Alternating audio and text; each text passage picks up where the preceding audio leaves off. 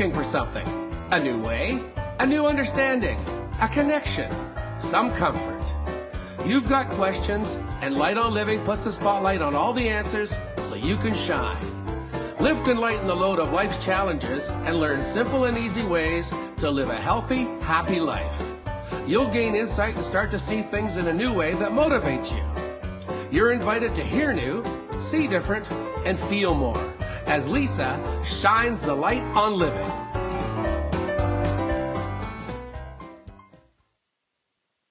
Hello and welcome everyone to Light on Living. I'm your host, Lisa Berry, and I'm here to give you reasons to feel good. And boy, do we ever need those reasons when we are struggling with just like life and challenges and things that come up, and sometimes they're fresh and new, and sometimes they're long and chronic kind of feeling, and you're wondering, how am I ever going to get out of this one?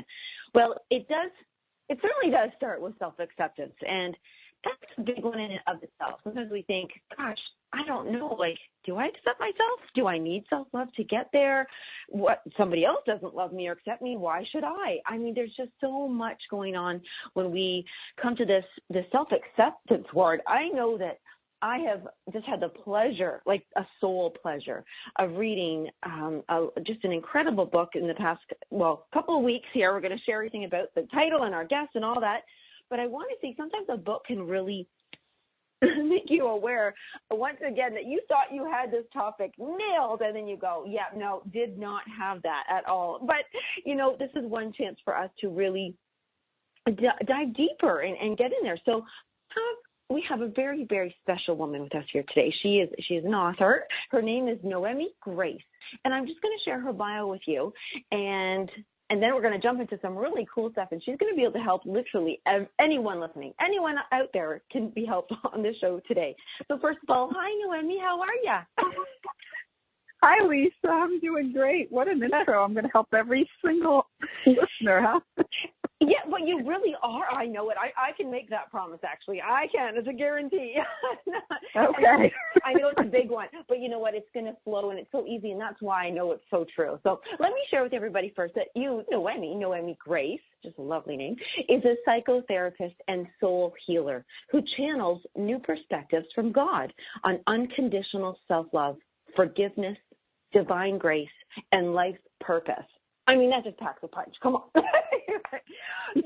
Her new book, An Intimate Dialogue with God, The Miraculous Power of Unconditional Self-Love, is the first in a series of books that shares her transformative communication with God and her experience as she learns to apply the divine messages to her life. Her passions include sharing these beautiful, uplifting messages and helping people to heal patterns, wounds, and losses. Losses that have been resistant to healing. It makes me think of resistant antibiotics. It's a very unique aspect of her work is that she channels answers to people's burning questions directly from the divine. In her workshops and courses, she helps people discover their unique essence and dissolve their barriers to self-love and acceptance. She lives with her hubby in Boston and the Boston area. Noemi, like I love the word unwrap. I've been using it lately. I feel like I almost can unwrap your bio because, like, you're a pretty cool chick. Takes one to know one, of course, Lisa. Oh, well, it feels like you're walking. Like when I think of you, it feels like, gosh, she's just walking around with all the answers, but like a friend with all the answers right inside you. Is that what that feels like? Well, it feels like I have access to the answers, which we all do, but we don't know how to access them. And I've fallen into discovered how to access the answers. The answers are within, but we are so trained to be externally focused that we have to look to someone else, and including someone like me who's a therapist and a soul healer, you know. Yeah. But we have to ask, what do you think? Is this okay? And, you know, I catch myself doing that sometimes, you know. That's funny. I just laugh. So is it in our nature then to ask outward? Because here you are being able to, as you say, channel, like you're literally receiving this voice and these messages, but you still, is it just in our nature then to kind of go outward and go, what do you think? Well, yes, I think it's in our nature, but it's also in our training, especially for us women. We've been socialized to be externally focused, focus on everybody else first, make sure everybody's okay. And so we ask them, are you okay? Do you need something? So we start to then question our okayness. And, we've also received a lot of judgment, which makes us more questioning our okayness. And so we have to, if we get validation, if we get affirmation, now we can feel like, oh, okay, yeah. Mm-hmm. And you can feel that within. I know that in your podcast you talked about the friend within and that inner being that we have that's connected to us, which is the deepest part of us, is also connected to Source.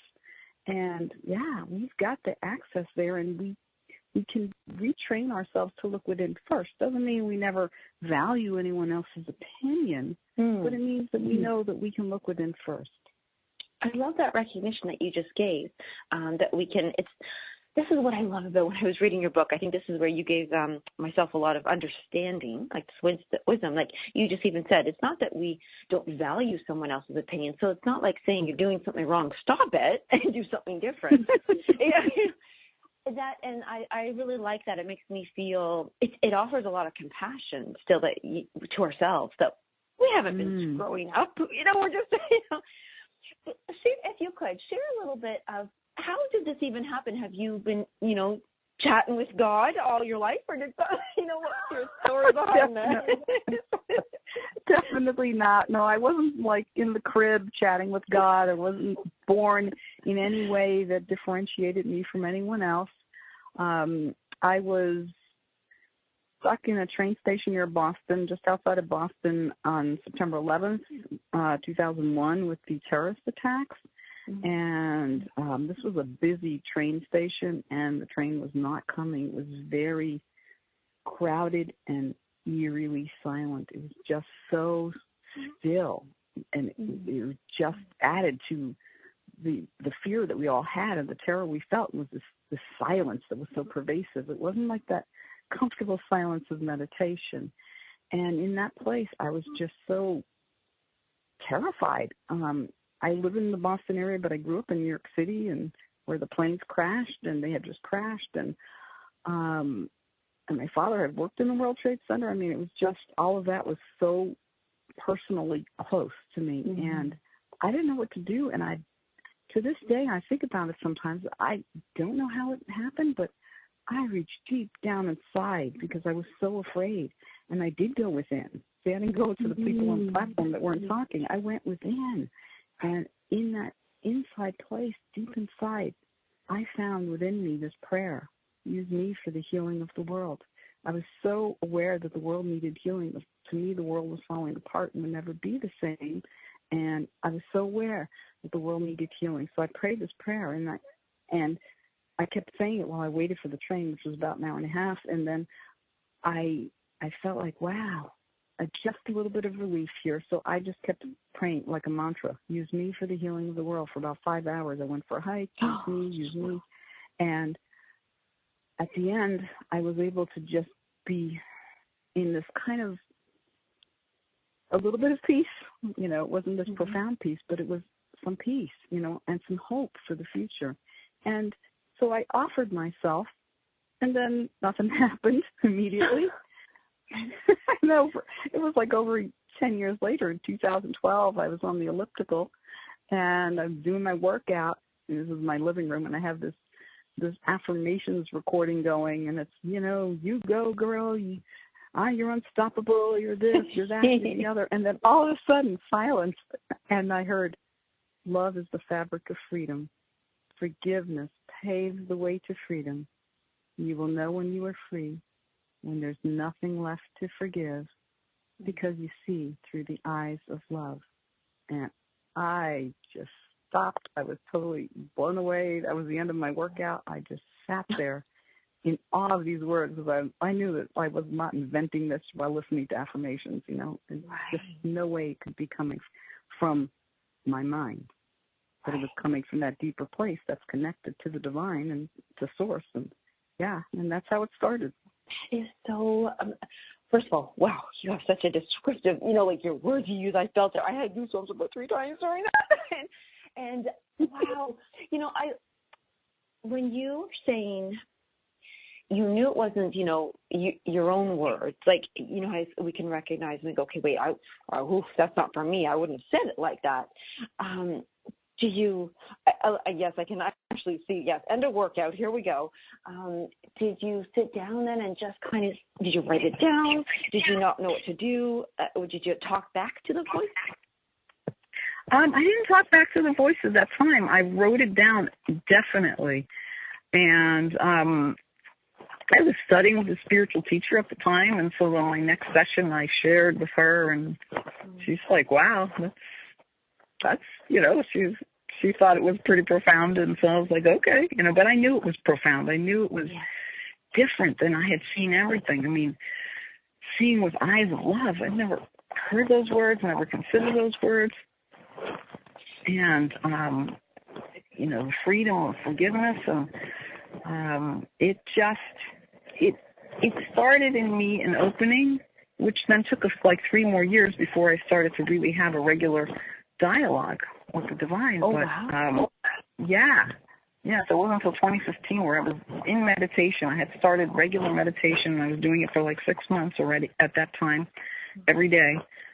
And I was sitting there on one sofa, my husband was sitting on the other sofa, and we would go into silence. And all of a sudden, I started to hear this stuff, really amazing. That's it, recorded in my book, of course. And then, after a while, I didn't know. I said, am I channeling something like Abraham or what, And so I finally asked, and I was a little afraid to ask because I didn't really know that I could handle the answer. But I said, who am I talking to? And it was, I'm the voice of the one that you call God. And it was like, whoa. Talking to source, that's pretty big stuff. Yes, and you mentioned that we can all do this, but we always have to offer a space to listen. Like, we just stop with let me ask you this right now here. So you created a space, and you were very patient. I mean, you just had to keep going on for 10 years and then 3 years. Oh my God, talk about dating before getting married here. Jeez. So the things that block us from being able to hear that voice, is it, like, when I think about depression, is that what's blocking us, or is it because we are blocked that we're experiencing depression? Which chicken or the egg here? Yeah, so depression is such a painful state of being, and it's not who we are when we have depression. And everyone experiences some level of depression during their lives, but some people are clinically depressed, and so their lives can be fabulous, but they are depressed. And my understanding of this at this point in time, and if you ask me a year from now, I might have a deeper understanding, is that depression comes from separation. And what I mean by that is that we have been internally separated from ourselves, from who we are. We think we're our egos. We think we're the person that's trying to control things. We're being controlled, and we think we're something that's not who we are. We are so much more than our ego. We are so much more brilliant, beautiful, fabulous, powerful.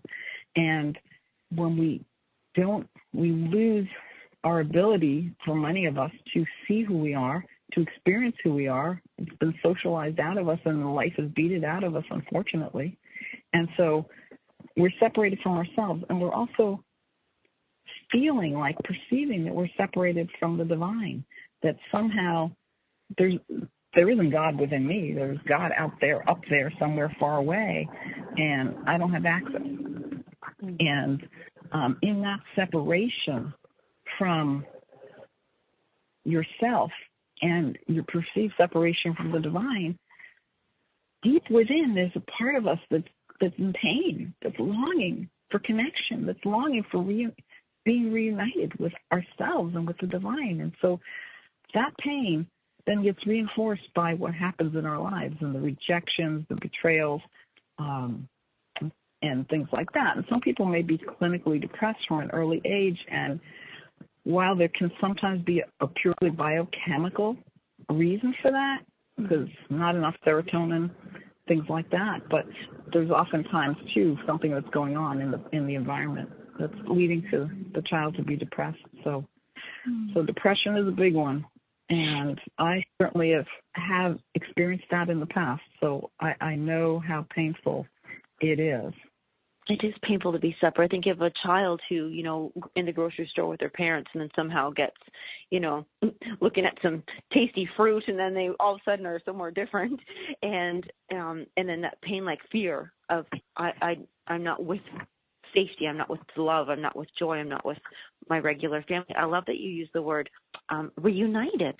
That was a very uplifting word, to be reunited. And we have a minute before we go to commercial, and because I want the listeners to know that we're touching on depression, but we're also going to be touching on even other emotions, like if you're feeling angry, like there's things going on in the world that you're angry about, if there's a way. Noemi has this way, because she's had these conversations and dialogue with God, that has shared with her a way to find acceptance, and I love that word, to be reunited with yourself and with God and who we are. In the last 30 seconds before we go, Noemi, just to share, could you say who would be suffering right now, and what would be the best one to listen to you right now to come back? Make sure, what was their emotion?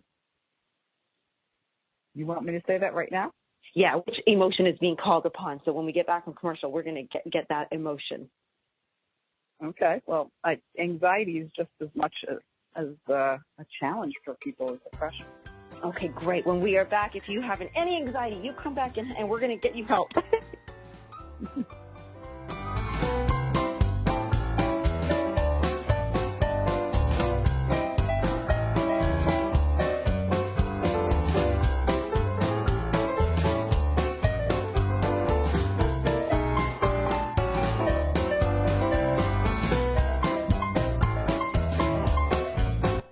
The best of the holistic, spiritual, and conscious world. OMTimes Radio. IOM FM. OMTimes Magazine is one of the leading online content providers of positivity, wellness, and personal empowerment. A philanthropic organization, their net proceeds are funneled to support worldwide charity initiatives via Humanity Healing International. Through their commitment to creating community and providing conscious content, they aspire to uplift humanity on a global scale. OMTimes, co-creating a more conscious lifestyle. Have you bought into the idea that you have to work hard for your money, that business is hard? I will share some dynamic access consciousness tools to get you out of your own way so you can create a business that actually succeeds. Join me, Simone Millicers, on The Joy of Business at 4 p.m. Mondays Eastern. Imagine tapping into a power where you could access the ability to transform your views of money, success, happiness, and fulfillment. A power that you could unlock hidden talents, uncover new meaning, and amplify the significance of your purpose. Well, the feminine heart is the source of that power, intelligence, insight, and understanding. Join this new wave of women's leadership that's emerging. Be the woman who knows her greatest power to create goes well beyond the day-to-day striving for results. Be the woman who knows her true power to contribute to the world in significant ways is one that expresses her heart, enlivens her creativity, and elevates her spirit. Rise, amazing woman, rise. An Amazing Woman Legacy book compiled by Marsh Engel, sharing the 8 essential powers of the feminine from 8 influential mentors, entrepreneurs, and change makers that will help you tap into that power. Rise, amazing woman, rise. Your legacy begins by leading with a feminine heart.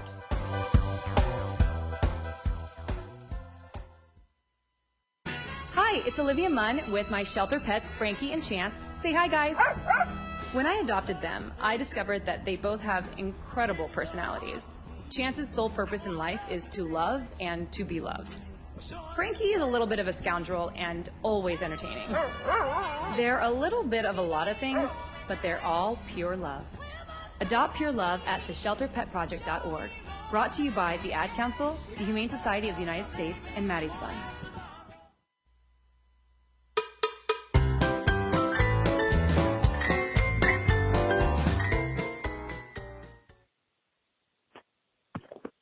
Welcome back, everyone. You're listening to Light on Living with Lisa Berry, and we have Noemi Grace here, and she is just enlightening us and sharing with us on some really, what I find, challenging topics, and not because we can't all do them, but because sometimes they're hard. And we are talking about self-acceptance. We're talking about going deeper on there. We're talking about self-love. And Noemi, before we left, we brought the emotion of anxiety. And it was funny because I was thinking about when do I experience, what I would classify as anxiety. And it really comes down to when I'm rushing and then I'm judging myself on myself rushing, like going, why can't you get this done fast enough? And why did you wait so long? Or why did you not do it? And would you say, can you talk to us about judgment and how that can affect anxiety? Oh, sure. I mean, judgment is something, and this is, judgment is a big thing with anxiety and with self-acceptance that we're talking about, In anxiety, we're not trusting. And so we're not feeling okay about something. We're fearful. And there goes the truck. We're fearful, and we're not connected within, and we're not feeling the connection that we have. So we're feeling like we're on shaky ground. That something could happen, and that might be, we can't handle it, that something bad may happen. So there's this fear of something that's going to be something we can't cope with, we're not okay enough with, we're not strong enough for. Some kind of suffering is going to happen because something out of our control is going to happen. And so when we can't control, we tend to judge. We have this idea that if I am in control of this, that, and the other, then it's going to be okay. Because if I can really control it, if I really can, somehow I can make it okay. And then something happens like unexpected, and there we are. I'm not okay in our minds, And so the judgment is so, so deep. And it really is number one reason why we don't accept, and also why we experience the anxiety is if we didn't judge what is, if we didn't judge what might be, we could say, well, I don't know what's going to happen, but it's okay. Is that where we start with letting go of judgment? Actually, yeah. How do we start? How do we even begin? Okay. So how do we start? To let go of judgment, we have to be willing to, one, experience the shakiness that we believe is going to happen, which probably won't. But we have to be willing. When we're judging, we're actually hanging on to it. We're clutching that thing. It's there's no let go of it. We're hanging on to the fear. There's always a fear associated with that. We're hanging on to that anxious thought. We're hanging on to, oh my God, that kind of a thing. And so to let go, it's like, okay, I'm willing to. You have to be willing to let go of that. You have to be willing to let go of that death grip that you have on the thing that you're judging. And it also, in my book, in Chapter 2, it talks about seeing with eyes of love. When you can change your perception, right? Because judgment is a perception. What we judge is based on our perception. Our perception is filtered through judgment. It's like, ooh, anything not okay here. And back to anxiety. That's what anxiety does for us. It's trying to help us. It's scanning to see if there might be any potential for harm or for something we're not prepared for. So anxiety is trying to make sure that we're prepared. So it's scanning. So we've got that perception of anxiety. And so when you can start to see with eyes of love, which one way that you can do that that's been so helpful for me is this question that was given to me, which is, what do I see when I look at this from love? What do I see when I look at this from love? So if I look at the thing I'm anxious about, if I look at myself as this anxious person, and I certainly also have experienced plenty of anxiety, and had a little bit just trying to find a place with a good enough signal today, and then find this place, and then there's trucks, and I'm like, oh no, nobody's going to be able to hear me, and then I had to laugh. So, it's learning that perception of seeing myself with eyes of love, trying to find the best reception here. That was a really wonderful thing that I was trying to do, and so I've got trucks driving next to me and accepting that. And so did you look at that from a place of love? Like you literally take that situation. Yeah. Let's take that situation, because that's like some people, like they have anxiety because they think they're going to be late. Same thing, right? Like whether you're late, you can't be heard. Like these everyday things happen all over the place. These little guys, and they build up. Yeah. And so sometimes you can. Yeah. Go ahead. Did you stop and say, oh dear, I'm having a little bit of anxiety creep up? Then you stop in that moment and ask, how do I look at this from a place of love, and stop and answer it then? I've had the practice now of doing that, so I was able to just laugh at myself and go, it'll be fine. It'll be okay. Okay, so if there's a truck, there'll be a momentary noise, but not have to have it be perfect. Right. Which is a big one. Yeah. And that need to have it be perfect. And even if it's not perfect for you, perfect for somebody else, that creates anxiety, because anything below perfect is not okay. Mm-hmm. Is this where ego comes in? When we think about being perfect? Yeah. Ego? Well, ego.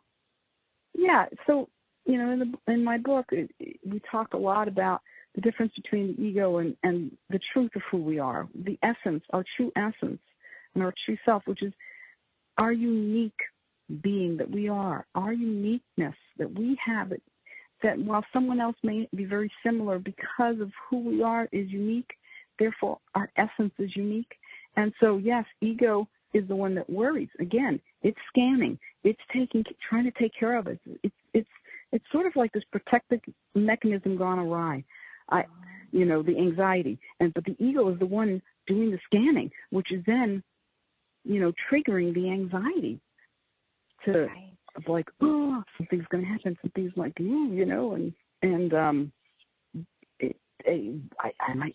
it might be bad, or, Lisa might tell me, what kind of reception is this? Or, why are you, sitting near trucks and, what you would be more thoughtful, So, like these things come up. Yes. These things do come up. And obviously this is not a major thing that people worry about. We worry about it. Certainly parents are worried about their children a lot. And, we worry about our future. Will it be okay? And so we worry about these major things that we have very little control over. Mm-hmm. We have some influence. We might have some influence, but not a whole lot of control, right? Right. Yeah, I love that. First of all, I love that essence and ego both start with the letter E, because I'm gonna start doing that every time I think of something and I'm kind of stressing about it or trying to control it. I'm gonna go, all right, that's ego. My ego is scanning, but I'm gonna let my essence just accept. Yeah, is that fair? Beautiful. And the more that you know the truth of who you are, the easier it is to accept. If all you know yourself as is ego, which is true for most of us, and certainly for the majority of my time, that's my life, that's what I've known myself as. Mm-hmm. So if that's all you know yourself as, then it's hard to say my essence will accept. But the journey for me really did start with learning to see with eyes of love, learning to change my perception, from judgment to love. It's like, oh, can I love myself through this? Can I love myself through, the fact that my town has no signal and I'm now baking in 85 degrees heat in my pot? You're just doing a hot sauna call. That's all. Yeah. So when I get to my clients after this will be like, ooh, that's interesting smell. But just loving ourselves through what we're through it. It's even if we're sat flat on our face, finding the ability to have that compassion. Yes, I want to sneak a little line out of here on page, I'm just going to tell the page to everybody. Well, it's page 65. I'm hoping that it's coming up the same way when you're on your laptop, it says one page on your iPhone. No, it's the same page. So on 65, now I love this. I love this. You wrote this down. Ego is a distraction and detraction from unconditional love. The ego does not live in unconditional love. It lives in separation and attachment. And then my favorite part, ego craves specialness, but it is also scared for its survival. Noemi, I had to share this ego craving that specialness. It's so funny. When I was little, I used to have my biggest fear because my parents had taught me that when you get to heaven, everybody's the same. You're going to love your neighbor as much as you love, your family and your strangers and everything. Well, let me tell you, my ego as a little child went, what? You're going to love the Joneses as much as me? and I was devastated. I thought, well, I better win their love like a lot right now because I feel like I want to be loved a little more when I get up there with them, right? Because this freaks me out. I used to have nightmares over and cry about it. Wow. But I, as a child, did not know how to express that. My little ego and my physical self was like, that's normal. Like I was trying to protect. So that line meant a lot to me where it says it's scared. It needs to protect itself in this survival. Like, who am I? Yeah. Right? Like, what do you mean? I'm not a special daughter? Come on. and yeah. So that's a lifelong, I'm in my 40s. So like, that's a long time of trying to untrain. I love your word, unsocialize that, out of me to say, oh no, but it's unconditional love is for everyone. I think that's been my hardest thing to accept. And I wonder about other people, like unconditional love. It's a big one. It's the biggest. And so, yeah. And so unconditional love is something that most of us experience for great periods of time. We can think of the parent of a young child, but as the child gets older and becomes a little disappointing to the parent, reality, the love becomes conditional, and we've been told things by really well-meaning parents, as most of us are, but not all, but most of us, and so we've been told things that have not sat well with us, and maybe we, like just you, with your understanding of what your parents said, or, to you, our understanding might be different than what the understanding of the person that said something. And so we've been told all of these things, and so then we don't feel unconditionally loved anymore. You feel less loved than before you heard that statement. Mm-hmm. And so, yes. So the idea that we could love ourselves, yeah? Right. How do you begin coaching someone when they come to you and they can see or feel, and you can clearly see that they're not experiencing self-acceptance, self-love? Like, where do you start in that workshop, or in that? Is there a practice that you can start doing? Well, when you can receive it, it really helps. So accepting them, and as a psychotherapist, I get people from in all places and walks of life. Some people are really kind of a hot mess when they come in. Other people are just, are really so resilient, but now there's one thing that's been one thing too many. And it's accepting them, showing them the beauty inside them, as sitting with them and just being that acceptance of another is really huge. And that's one of the reasons why people go to psychotherapy is hoping that to be that accepted for who they are, not be judged. And so starting to see that and then starting to point out what's really beautiful, what's really brilliant, what's powerful, what's unique about somebody when I'm sitting with them, and allowing them to start to see. And there is an exercise I give people that they don't usually love, which is great. I give it off. I'll tell you why they don't love it. You'll know why they don't love it. Is to write down, and I say just 10 things about you that are lovable, and 10 things about you that you're proud of. And that becomes 10 things? Oh, I don't know. So I had this one young woman in my office going, I can't think of 10 things. I said, okay. How many friends do you have on social media? She goes, oh, I've got like 3,000. I said, okay. So put this out there. Please let me know what's like lovable. She said, can I say likable? I said, yes, fine. What's likable about me? And she came in with 136 people had responded, and she read all of the stuff. And I said, okay, you got to write this down in a list, and every day you start to say, I am kind, I am generous, I am fun-loving, I am, and own all of those things. So a lot of times we can't even find it within us, but the people around us, the people that love us, they know the truth about who we are, sometimes way more than we do. And so asking them for help, asking them what they see, right? That helps us to see with eyes of love, because they're seeing us with more love than we're seeing ourselves sometimes. And that is so beautiful. And, I love that you found a way to make that work. Okay, well, if you can't find it, what about, reaching out and asking and then putting it out? And can I change the word? I love that. We're going to sneak away to one last more commercial here. But that was a great exercise. And when we come back, we're going to talk a little bit more about the book and how it's laid out, because there are tons of practices in this book. So, we're back. Okay.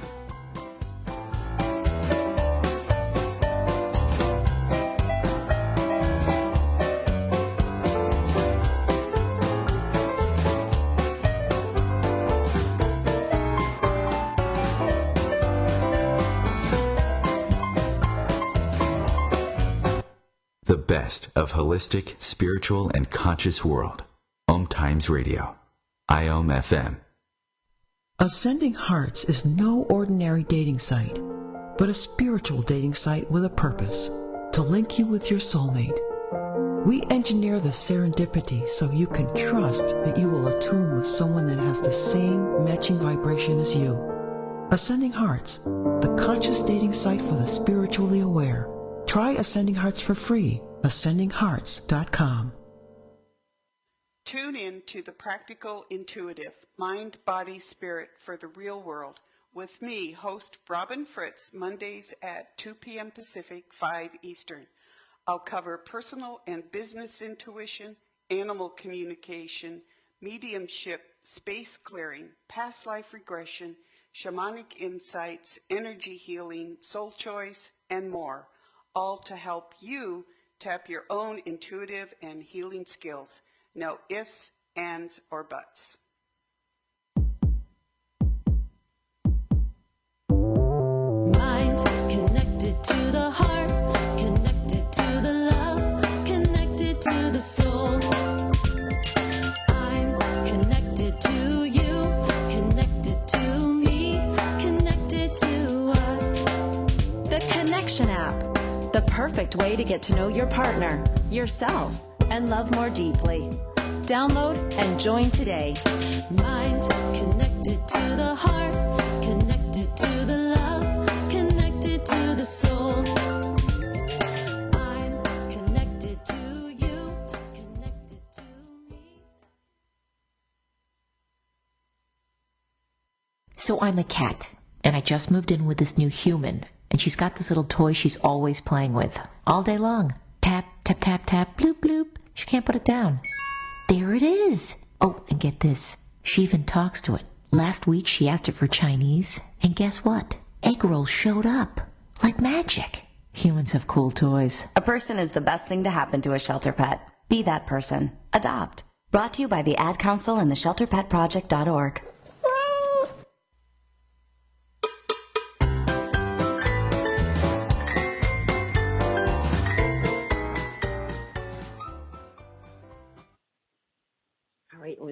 anxiously waiting to get back to this lovely conversation we're having here with Noemi Grace, and she is the author of An Intimate Dialogue with God, The Miraculous Power of Unconditional Self-Love. Just before we left, I love that you were able to give us that. That's a really neat exercise, and with it, just a reminder, everybody, that Noemi shared that we have to be in a state to receive love. So even self-love, you've got to be able to clear away the doors that are slamming shut on it. Like when you say, I'm ugly, I can't do this, I'm not good enough, I'm not strong enough, I suck, all these things. Those are not open doors. Those do not put us in the receiving mode. But to identify, to really highlight, to feel the beautiful things about yourself. And if you can't find them, then you ask someone else, because somebody else is out there to tell you. As we go, I love the way your book is laid out, Noemi, because I love questions, and there are a lot of questions in there. And that's where it starts. Like, we have to start questioning. My question right now to you is about questions. Do you get to choose when you have this dialogue with God? Do you just tap in and go, hey there, knock, knock, or are you talking with yourself? Like, is it on call, or are you just making an appointment?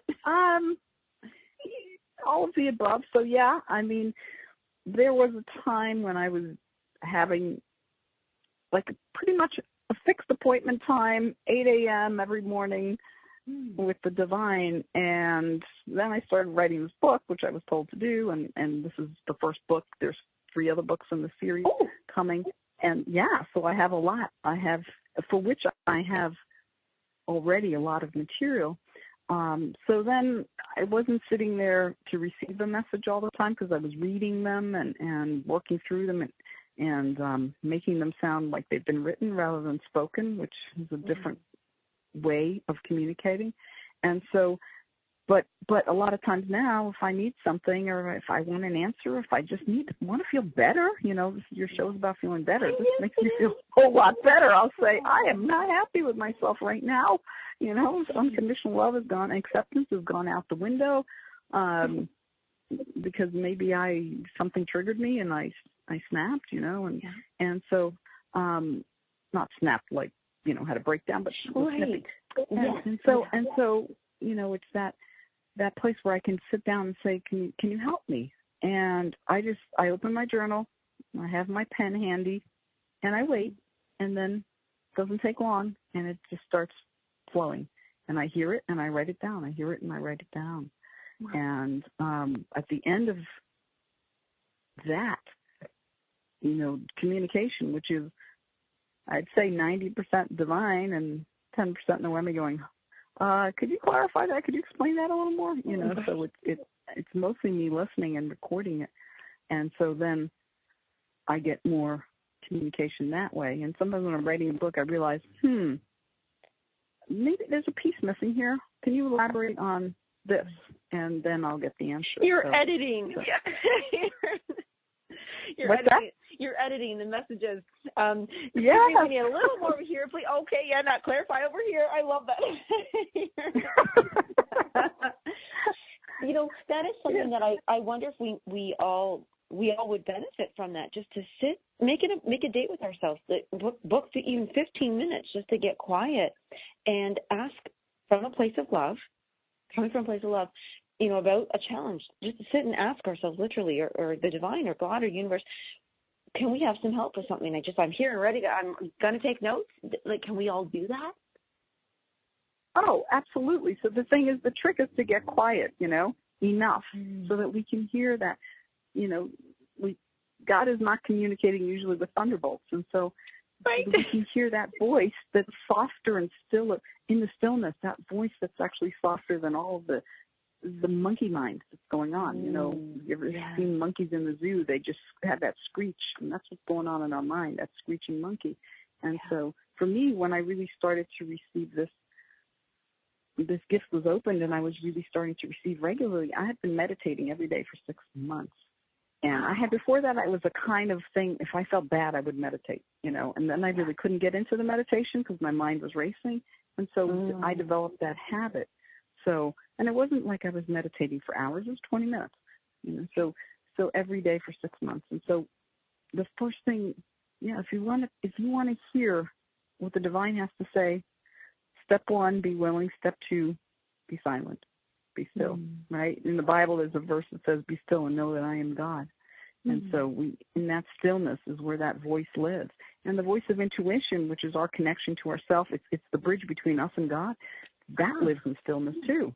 So if we're just caught up in all of the racing thoughts in our mind, there is no stillness there. We're not going to hear. Right. So I'm actually starting a blog series about this particular topic. Yes. I just posted the first one, which is about willingness, but I've had so many people tell me since my book came out, how come you get to receive divine messages? How come you have this dialogue? Well, I want judgment for you. No. Yeah.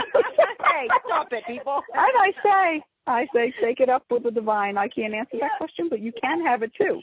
You can have, absolutely. I'm not like this, some kind of saint here that's got some specialness that no one else has. We can all be it. Not everyone is necessarily going to hear it the same way I am. Some people hear one sentence, and that's all. That sentence resonates so deeply, that's what they need. My purpose here is to share all of these divine messages, and so I'm getting more details than other people may get. But when here's a funny little question that you just made me think of, and I thought, oh my gosh, I wonder if this is receiving messages. Is what do you think about synchronicities? Are those? Oh yes, absolutely. Everybody has those. So that because if say something happened, a coincidence, a synchronicity, and it shows up, when we recognize it, is that because we've been able to be still enough to notice it? Yeah, and yes, there's many different ways that the divine will communicate, right? So not everybody's going to get. Some people will just know deep down inside if they're trying to make a choice, and there's just this knowing that they can't explain why they know that this job is the right one for them, even though the other job had more money or was closer to home or what it looks better on paper, right? And so the synchronicity is one way. Some people really are tapped into that synchronicity, and they experience that every day. And so it's not everyone's going to have, their gift is not going to necessarily be how I have it. But yes, we can all, in our way, receive those messages from the divine and benefit from that. And so some people, can have a little bit of precognition of something. They get a real sense like, if I continue down this path, I need to make a change, because they're having a sense. It doesn't feel good. And it's not an anxiety sense, it's a knowing sense. So some people, can visualize things. They see visually. And so we all have our unique way of receiving the information. But yes, we all have a receiver that we can receive, but we have to tune it to our frequency, the frequency by which we communicate, by which we receive. Right. So, if I try to see visions of something that somebody else might, I'm not able to do that. Some people are talking to deceased people and for people and helping them that way. I don't have that. We all have something that's ours, that's uniquely ours. And it's not like we're the only one in the world. I'm not the only one writing books like this, but it is something that because of our uniqueness, because of who we are, comes out in a unique way. And I believe it does come out more the more and more we accept ourselves and find that self-love. And you mentioned that you spent years meditating prior to, or you had a guru.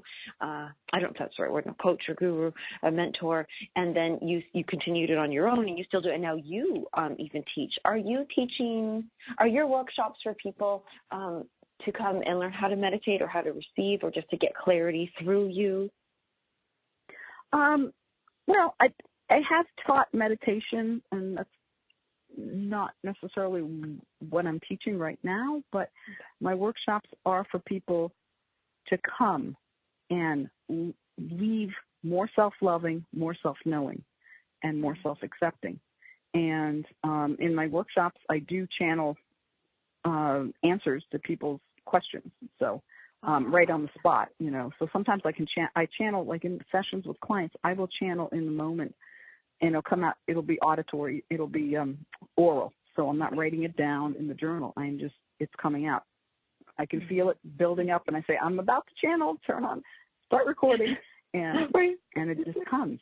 And so I do that in workshops with people so that they get their own personalized experience of it. There's a lot of exercises, but they're also that personal message that they will receive out of it. So. Well, the book, I mean, that's a great place to start for anybody, needing to start, like just to say, I do want to change my life. I am having things. There was one thing that I loved that was in the book, and I'm going to just read this part, and it was about the essence. Well, let me read it and then I'll have my question. Okay, so I want to read that Noemi Grace has written here, Messages from the Divine. Your true essence is a flavor of love. I awoke one day with a new sense of who I am and wrote the following words in my journal. And I love these words. I see with the eyes of the heart. I see love. I hear with the ears of the heart. I hear love. I speak with the voice of the heart. I speak love. I choose with the heart. I choose love. I am love. Love is who I am, and love is my essence. And I love that you wrote that. I woke up and I saw myself differently, and that was after months of practicing and practicing to see with eyes of love, using a lot of the questions that are in here to sort of guide the way I look at things and the way I choose things. And the book has a lot of questions you can use practically. So, and then, all of a sudden I realized I'm love. And it was, I had never realized that before. Never have stated that before. To be loving or to be loved, but my essence is love. Love is who I am. That was an amazing. That was like the light bulb going off. Like, wow, I am love, and you can't have judgment in that moment, in that time that there was no judgment, right? You can't be, I am love, but I make bad choices, and I'm love, but I'm love most of the time, but not. So it was just in that moment, and acceptance, and in that experience, present moment experiences too. In the present moment, right? So when we're in the present moment, we can be in that essence of who we are, and we can be in the acceptance of who we are, and that judgment takes us out of the present moment. We're either judging what happened already, or, I should have said that, or I shouldn't have done that, or why didn't I sit at home with the air conditioning on here in the car all hot, whatever it is, so it's I'm just as human as the next person, and so that judgment takes us out of the present moment. And so and the essence, if we want to experience who we are, we have to be in the present moment. So we've got to not be in the judgment, or the anxiety takes us into some future projection, some ideas about the future that's going to be bad, And so you just gave me an aha moment so big. I can't believe that. You're right, that judgment is not in the now, ever. It can't be. No, and wow, you know what I'm going to start doing next time I catch myself, I shouldn't say catch myself, I'm sorry, I notice myself judging, and then I'm going to stop and I'm going to say, whoa, am I putting myself, I'm probably a past, I'm more of a pastor than a future. I don't have anxiety, I probably have more like, gosh, why did I do that? Why did they do that? More regret, yes, exactly. And but if I do what the book shares and how you have those questions, okay, so stop, get in the now. If I were to look at this situation right now with the eyes of love, with the heart of love, and what would I say now? Oh my gosh, see, okay, you just fixed there. See, you fixed my life right there. At least somebody's life got fixed, right? Yes. Well, since you made that promise at the beginning. Yes, exactly. See, that's my word. Now, I do want to remind everybody, the title of this book is An Intimate Dialogue with God, The Miraculous Power of Unconditional Self-Love, and it's Noemi Grace, Noemi Grace, Grace. And right now, I think everybody should jump to your Facebook, to be honest, Noemi, and share just one thing that they love about themselves. What do you think? That sounds great. I look forward to seeing it. There you go.